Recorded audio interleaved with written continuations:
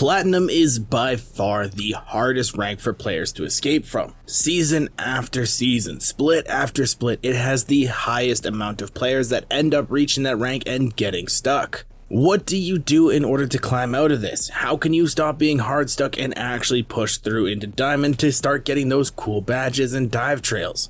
Well, hello everyone, I'm your hostess with the mostest, 8 Second Gaming, and in today's video, I'm going to be breaking down exactly what you need to do in order to climb out of Platinum and reach Diamond. But you know guys, once you reach Diamond, it's a whole nother ball game up there, so you're gonna need some fancy new tools when you get there. And there's no better place to get these tools than the GameLeap website. Over there, we have top level coaches creating highly informative guides and courses targeted at very specific areas of Apex. So if you want to set yourself up for success in Apex, you need to click the link in the description, get yourself a membership today, and never look back. But now let's get back to the juicy stuff and start getting you out of Platinum. So tip number 1 is to stop caring so much about kills. Stop overvaluing them so much. Apex is a battle royale, yes, and killing people is part of it, especially in ranked where kills do equal more points. But there is a cap to kills, and there is a lot more points to be made from getting top 5 in games.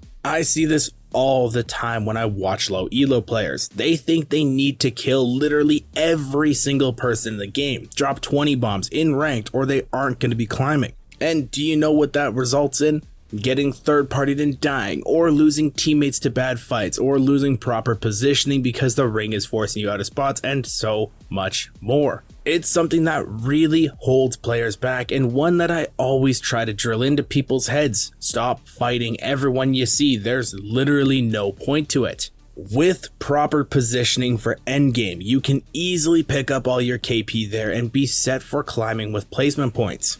Now, this next thing is something a friend of mine actually taught me, and one that I really take to heart when playing ranked now. When you drop, if you're not contested, you should never be fighting. There's no point to it. It will just get third-partied and you'll end up with everyone losing points. It's better to just run straight to the end game and play for final zones. But if you do happen to land contested, then fight that team, get it over quickly, get early KP, and then once again make a beeline for endgame and hold out. Overcommitting to fights is a huge factor in holding people back, and one that I'm always trying to beat out of people. But now next up is tip number 2, and that's learning how circles pull. Now, I did do a full video breakdown on the GameLeap channel a while ago on how circle logic works, and I do highly suggest you check that out after this video. But for the sake of this one, I'm gonna cover it very briefly. Zones tend to follow the same pattern, so if the circle is favoring, say, the bottom left of the map, it will most likely continue to go in that direction. If 2 circles are touching at a certain edge, then it's almost guaranteed to continue to pull that way also.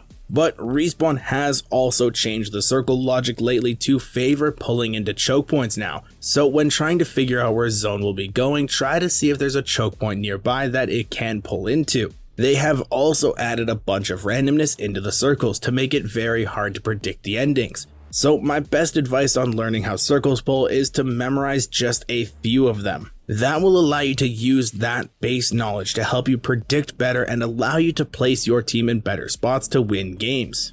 Knowing a handful of circles, you can know the general area of how circles will end, and you can start to build more knowledge based off of that.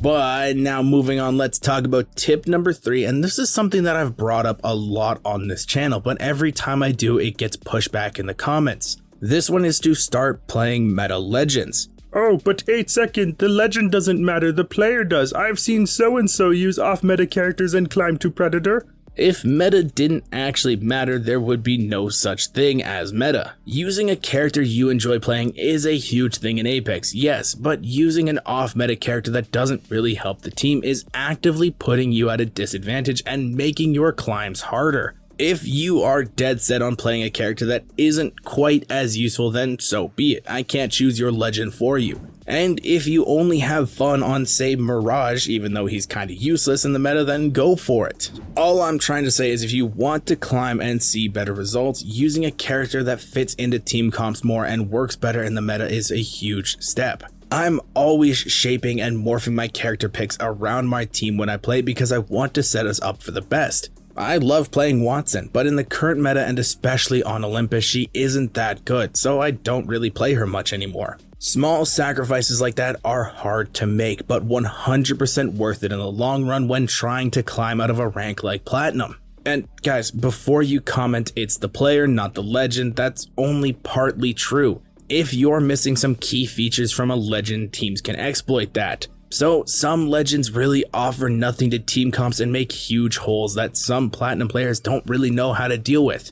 Most of the time you see top level players running off meta characters is because they know how to manipulate those holes in their team comp. But a lot of low elo players aren't at that level. So you're better off using a legend that doesn't open up so many holes. Moving on though, now we have tip number 4, and that's to start making a plan. This is another issue I see all the time with Platinum players. When they drop into game, they're talking about the most random things.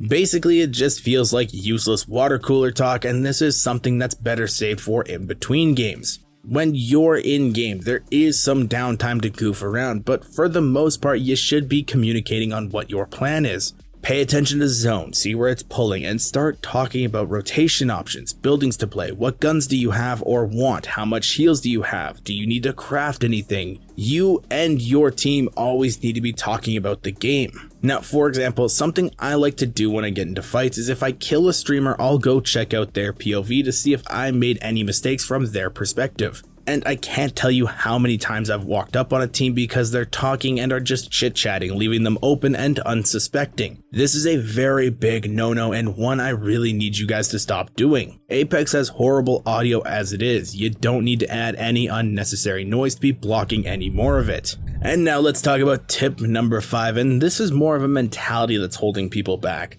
People always seem to think that holding endgame spots is camping and that people that do that are less skilled than others.